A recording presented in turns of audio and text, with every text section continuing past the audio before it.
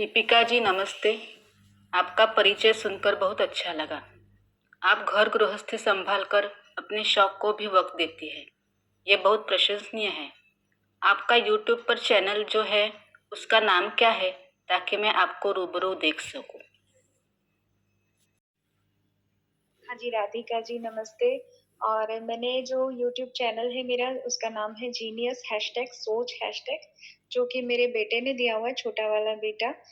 जब वो करीब 11 साल का था, 7th में शायद पढ़ता था, तब उसने ये नाम दिया था चैनल को। एक्चुअली एक कविता थी जो मैंने डाली थी, और देश के वीर सैनिकों के ऊपर थी, जो शहीदों को लेकर के सारी, मतलब शहीद के जो घरवाले हैं, एक शहीद के लिए क्या फील करते हैं, खास करके उसकी पत्नी।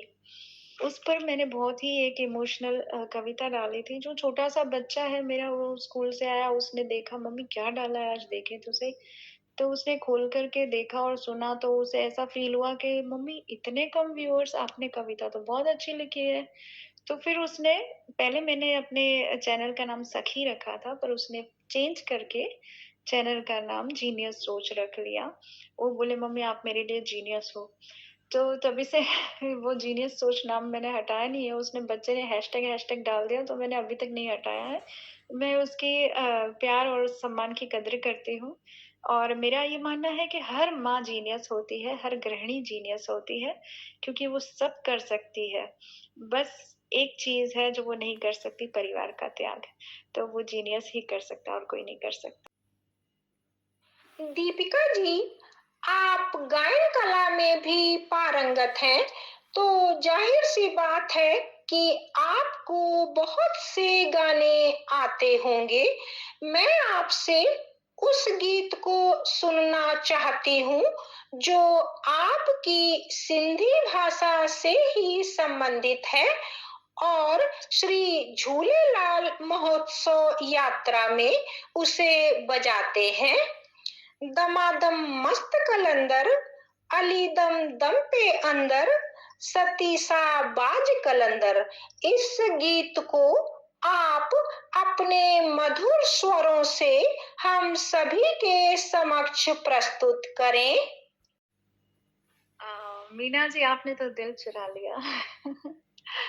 चलिए शुरू करते हैं। ओ लाल में जी रख जो भला झूले लालण, ओ लाल में जी पत रख जो भला झूले लालण, सिंधड़ीअ जा सेवण जा सखी शाबास कलंदर हो, दमादम मस्त कलंदर हा, दिलाशा दिल जे अंदर, लाल में जे हो लाल में जे को झूलण तुंहिंजे जोत जगाए, जे को लालण तुंहिंजे जोत जलाए, तिन जा भरी भंडार भला झूले लालण, हो तिन जा भरी भंडार भला झूले लालण, सेवण जा सिंधड़ीअ जा सखी शाबास कलंदर, होई दमादम मस्त कलंदर, हाँ दिलाशा दिल जे अंदर, लाल में जे हो लाल में जे, माता उंजी झूलण झोल भरींदे, माता उंजी लालण झोल भरींदे, न्याणीन जा कंदे पार भला झूले लालण, न्याणीन जा कंदे भाग भला झूले लालण, सिंधड़ी जा सेवण जा सखी शाबास कलंदर, हुई दमादम मस्त कलंदर, हाँ दिलाशा दिल जे अंदर, लाल मुंहिंजे हो लाल मुंहिंजे।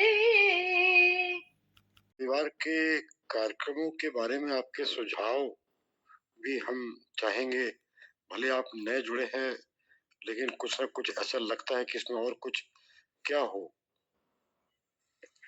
जैसे कई बार ऐसा कहा गया कि नमस्ते पहल के 7 दिन में से कोई एक दिन का कार्यक्रम गूगल पे हो, जूम पर हो, और टेक्नोलॉजी के मामले में आपको ज्यादा नॉलेज भी है, तो नमस्ते पहल के कौन कौन से कार्यक्रम आपको अच्छे लगते हैं, किनमें क्या सुझाव है, इस बारे में भी हम सबको चलते चलते अपने इन विचारों से भी रूबरू कराने की कृपा करेंगे।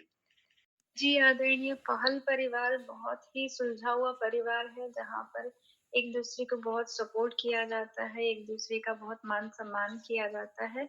मुझे बहुत अच्छा लगा इस परिवार से जुड़ कर के, और जहाँ तक आप सुझाव की बात करते हैं, मुझे नहीं लगता यहाँ कुछ भी कमी है। फिर भी मैं अपनी तरफ से, अगर आपने एक बात रखी है, तो मैं कुछ कहना चाहूँगी कि आप जैसे पत्रकार अगर हमारे जैसे साहित्यकारों को या रचनाकारों को अपनी पत्रकारिता में, अपने अखबार में अगर जगह देते हैं, तो हमारे लिए बहुत ही प्रेरणा की बात होगी, और बहुत ही सौभाग्य की बात होगी। दीपिका जी, आपकी गायन में रुचि है, इससे मुझे बहुत ही खुशी होती है, और मैं चाहूंगी कि चलते-चलते आप अपने मधुर स्वरों से किसी पुरानी फिल्म का एक ओल्ड सॉन्ग हम सबको जरूर सुनाएं, प्लीज। जी, आदरणीय, मैं अपना एक पसंदीदा गाना जो है मेरा फ़ेवरेट, वो गाना चाहूँगी। अखियों के झरोखों से मैंने देखा जो सावरे, अखियों के झरोखों से मैंने देखा जो सावरे, तुम दूर नजर आए, बड़ी दूर नजर आए, बंद करके झरोखों को जरा बैठी जो सोचने, बंद करके झरोखों को जरा बैठी जो सोचने, मन में तुम ही मुस्काए, मन में तुम ही मुस्काए। बहुत ही सुंदर, अखियों के झरोखों से। आपके स्वर में एक गाने की फरमाइश का भाव हो रहा है। हालांकि रूबरू कार्यक्रम बहुत लंबा हो गया है, लेकिन शायद अगर संभव हो जितनी भी लाइन एक गीत, अक्सर मुझे बहुत अच्छा लगता है। मैं अक्सर नमस्ते पहल के भी बहुत से लोगों से कह चुका हूँ, एक गाना अब मैं सुनता ही हूँ। आपके भी स्वर में सुनने को मिलेगा आज, तो बड़ी कृपा होगी। गाना है, गीत है, प्रार्थना गीत है, इतनी शक्ति हमें देना दाता, ये अगर जितना भी संभव हो। हाँ जी, आदरणीय, ये मेरी माताजी का बहुत ही पसंदीदा भजन है। मैं कोशिश करूँगी, जितना मुझे याद है मैं गाने की कोशिश करूँगी। इतनी शक्ति हमें देना दाता, मन का विश्वास कमजोर होना, हम चले नेक रास्ते पे, हमसे भूल कर भी कोई भूल होना, इतनी शक्ति हमें देना दाता, मन का विश्वास कमजोर होना, आ, आ,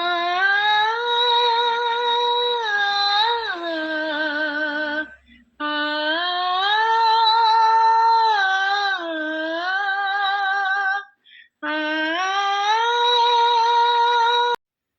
मेरे मन में एक सवाल है कि आपने छंद विशेष चुना है, बहुत बढ़िया है। साहित्य की जो आज स्थिति है बहुत अच्छी है, बहुत अच्छा अच्छा लोग लिख रहे हैं, लेकिन क्या आर्थिक आप निर्भरता या मानदेय की दृष्टि से साहित्य का ये जो सफर है, वर्तमान में आप कितना अनुकूल मानते हैं, जबकि तमाम तरह के जो फूहड़ अन्य विधाएं हैं कला की, उन पर भरपूर पैसा लुटाते हैं लोग। खरीद के शो देखते हैं, खरीद के तमाम तरह के आयोजनों को देखते हैं, पर साहित्य को खरीद के पढ़ना खरीद के पढ़ने के शौकीन लोग कम मिलते हैं। तो साहित्य की इस स्थिति पे छंद के जिस सफर की यात्रा पे आप निकल पड़े हैं, उसमें आप निर्भरता के हिसाब से कितना अनुकूल मान। सर, अगर आप ये आत्मनिर्भरता और साहित्य जगत को एक साथ तोलने जाएंगे तो मुझे लगता है बहुत प्राचीन काल से हम देख रहे हैं जितने भी लोगों ने साहित्य लिखा है उन लोगों की पैसों से शायद दुश्मनी रही होगी जो उनके पास पैसे नहीं हुए हैं, या फिर वो लोग इंटरेस्टेड ही नहीं थे कि हमें बेचना नहीं है हमारी कला को। ये शायद उनके माइंड सेट में था कि भाई ये चीज हमें नहीं करनी है, हमें सिर्फ अपने संतोष के लिए लिखना है, समाज को एक दृष्टिकोण देखने के लिए लिखना है। बस ये मान्यता उनके मुझे लगता है दिमाग में रही होगी जो अब तक चली आ रही है। लोगों को अब तक यही लगता है कि साहित्य सिर्फ इसलिए है, इसलिए उसे बिजनेस के रूप में देखना मुझे लगता है गवारा भी नहीं होगा लोगों को, ना ही हमें खुद को भी ये लगता है कि हम उसे बेचें। हाँ, लेकिन आत्मनिर्भरता बहुत जरूरी है क्योंकि अगर इंसान कुछ बेचेगा नहीं तो खाएगा क्या। तो ऐसी जगह जहाँ पर आपको आत्मनिर्भर होना हो तो मुझे लगता है ये शुरुआती दौर में ही गड़बड़ हो गई है बच्चों के शिक्षण में। क्योंकि पहले हमारे टाइम में हम जब बच्चे थे तो हमारे पास कोई और ऑप्शन नहीं था सिवाय किताबों के, और किताबों में हमें बहुत अच्छी अच्छी कहानियां वगैरह होती थी। नैतिक शिक्षा एक विषय के रूप में मिलता था जिसमें हमें बहुत कुछ पढ़ना और सीखने को मिलता था।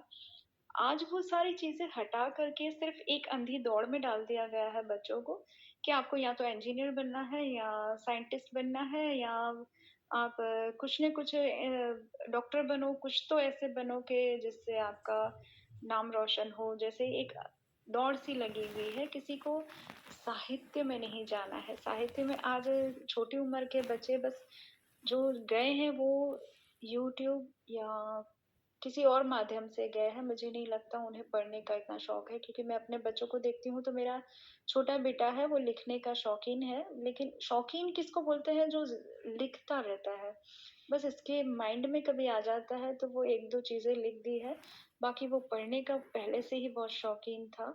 बड़े को तो किताबों, जो अपने ज्ञान की किताबें हैं बस उसी से मतलब है। बाकी छोटे को साहित्य जगत की पुस्तकों में लगाव था, कहानियां वगैरह पढ़ता रहता था।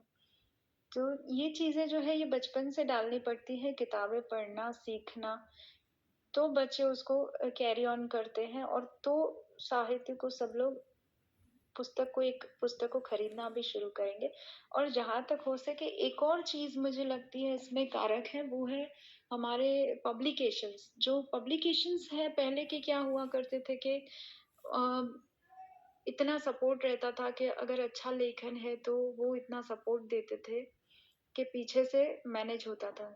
आज पहले तो आप पैसे निकालो, उसके बाद में आपकी रचना छपेगी, और फिर चलेगी नहीं चलेगी कोई गारंटी नहीं है, वो वाला माहौल है। तो आत्मनिर्भरता की जगह आजकल व्यापार बहुत ज्यादा हो गया है। इसलिए मुझे लगता है कि बहुत ज्यादा लेखन को लेकर के एक दृष्टिकोण बदल गया है। बहुत अच्छा आपने बताया। लेखन रुचि, फिर जैसे छोटे बेटे की रुचि है, और मुझे याद आया कि आपके परिचय में गजल का भी उल्लेख है, और गजल को मेहमान खास के तौर पर आपकी आवाज में सुने बिना रूबरू कार्यक्रम को हम विराम नहीं देंगे। और साथ ही साथ आपने परिचय में बताया था गुरु जी के बारे में, डॉक्टर विनोद जी के लिए। तो मैं चाहूंगा कि उनसे जुड़ी बातें, उनसे सीखे हुए पल, उनसे क्या क्या पाया, और हम आपके उन गुरु जी को भी नमन करते हैं। नमस्ते पहल के रूबरू कार्यक्रम के साथ साथ पूरे परिवार की ओर से हम उनका स्वागत करते हैं। कृपया अपने गजल के सफर और गुरु जी के आशीर्वाद के संदर्भ के संस्मरण को भी नमस्ते पैर परिवार के बीच जरूर शेयर करने की कृपा करेंगे। हाँ जी, आदरणीय मेरे गुरुजी हैं जो डॉक्टर विनोद आसुदानी जी हैं और वो हिंद सिंध के मशहूर शायर हैं। और अभी खास एक प्रोग्राम था जहाँ कार्यशाला थी अहमदाबाद में, जब मैंने वहाँ उस कार्यशाला में अपनी प्रतिभागिता दी तो वहाँ पे इन गुरुजी से मुलाकात हुई जो कि दृष्टि बाधित है, यूँ कह सकते हैं दिव्य दृष्टि रखते हैं। तो उनके साथ में मुलाकात हुई तो उन्होंने हमें ये परिचय दिया कि गज़ल जो है वो किस तरह सारगर्भित होती है और उसके अंदर अ, एक ऐसा वातावरण होना चाहिए कि जो आपको खींचता है, जो आपको आकर्षित करता है। आपकी गज़ल में ये चीज़ छुपी हुई होनी चाहिए कि आप क्या कह रहे हैं। मतलब आप जो है सीधा-सीधा बोल दो, इसकी जगह पर आपके गज़ल में घुमाव होना चाहिए, आपके शब्दों में घुमाव होना चाहिए जिससे थोड़ा बहुत हिंट मिल सके। मतलब बहुत सीधी और सरल भाषा में गुरुजी ने हमें गज़ल के बारे में समझाया था। ये तो गुरुजी ही समझा सकते हैं, मैं तो बस उनके पद चिन्हों को थोड़ा-थोड़ा बहुत प्रेषित करने की कोशिश कर रही हूँ। और मैं आशीर्वाद चाहूँगी गुरुजी से कि उन्होंने मुझे इस योग्य समझा कि उस कार्यशाला में मुझे एक अपना तरन्नुम गाने का मौका दिया, सिंधी तरन्नुम जो कि मेरे ख्याल से मैंने डाली हुई है। पंहिंजी ॿोली खे भुलाए छो तूं लाल खे भुलाए। जो सिंधी भाषा है उसकी महत्ता को लेकर के जागरूकता के विषय में है ये तरन्नुम। तो सर ने मुझे मौका दिया था और वहाँ पे सभी ने बहुत सराहा भी था इस गज़ल को। और मैं एक गज़ल जो मैंने बहुत पहले लिख रखी थी, जो मेरी फ़ेवरेट है, मैं यहाँ पर आपके साथ में साझा करना चाहूँगी। जो कि है तो उर्दू में लेकिन भगवान राम की भक्ति में लीन होकर है, यानी सर्वधर्म को एक मत मानते हुए। हर लम्हा तेरे गीत गाता हूँ, हर लम्हा तेरे गीत गाता हूँ, दूसरों की नहीं तेरी खुशी के लिए आता हूँ। हर लम्हा तेरे गीत गाता हूँ, हर लम्हा तेरे गीत गाता हूँ। पता नहीं क्यों नमस्ते पहल के आज के रूबरू कार्यक्रम में मुझे शुरू से लग रहा था कि 9 बजे कार्यक्रम समाप्त ना होगा, और अभी भी आज की मेहमान खास की जो विशेष प्रस्तुतियां हैं उनके कई ऑडियो अभी भी सुनना बाकी है। और लगता है कि कार्यक्रम को विराम न दें, लेकिन समय की अपनी सीमा और दिनचर्या के हिसाब से विश्राम और भोजन का समय मेहमान खास भी 8 बजे से लगातार हमारे बीच उपस्थित हैं। मैं उनके प्रति दिल से आभार व्यक्त करता हूँ, लेकिन इस आग्रह के साथ कि चलते चलते अपने स्वर में जरूर कुछ न कुछ अच्छा गीत, अच्छा संदेश, अच्छी कविता या जो भी सुनाना चाहें, स्वागत। हाँ जी, आदरणीय, आप जब फ़िल्मी गीत की बात कर रहे हैं तो मुझे एक गीत याद आया। एक बार की बात है जब हम लोग मैं एप्टेक कंप्यूटर सेंटर पर थी, तो मैं काउंसलर थी। वहाँ का सारा एडमिनिस्ट्रेशन का काम और सारा काम मैं देखती थी। तो एक प्रोग्राम जो है सालाना होता था, उस प्रोग्राम में एक गाना सेट करना था और वो कई बार हो जाता है ना, प्रोग्राम में गड़बड़ी हो जाती है और मैनेजमेंट आपके हाथ में होता है तो आप थोड़ा घबरा जाते हैं कि अब कैसे मैनेज करो, गाना मिल ही नहीं रहा था। तो टेप बिल्कुल उल्टे ही गाने बजा रहा था, जो चाहिए था वो नहीं बज रहा था। तो मैं थोड़ी घबराई कि अब मेरे प्रोग्राम की सारी सत्यानाश हो गई। मैनेजमेंट मेरे हाथ में था तो मैंने माइक लिया और गुनगुनाना शुरू कर दिया गाना, क्योंकि मेरे पास और कोई रास्ता ही नहीं था, किसी और का अटेंशन अगर किसी गलत चीज़ पर चला जाए इससे बेटर है मैं गुनगुना दूँ, कुछ भी गा लूँ। तो मैंने गाना शुरू किया बंद पर्दे के पीछे और सबको इतना अच्छा लगा, सबने बोला अरे यार पर्दा हटाओ, कौन गा रहा है, देखने तो दो। तो पर्दा हटवाया गया और फिर मैंने पूरा गाना रूबरू होके ऑडियंस के सामने गाया। वो एक पहला मौका ऐसा था जो मैं बिल्कुल तैयार नहीं थी, तैयारी के बिना गाया था, जो आज मैं फिर वही बिना तैयारी के गा रही हूँ। तो पेश करती हूँ 2 लाइनें।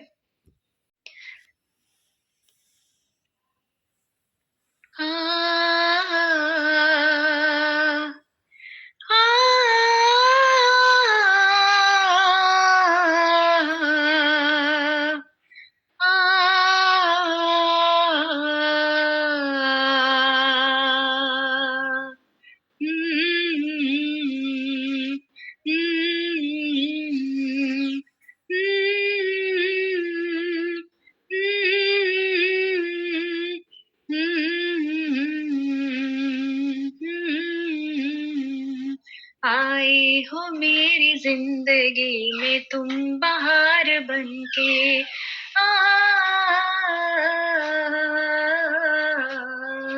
आए हो मेरी जिंदगी में तुम बहार बनके, आए हो मेरी जिंदगी में तुम बहार बनके, मेरे दिल में यूं ही रहना,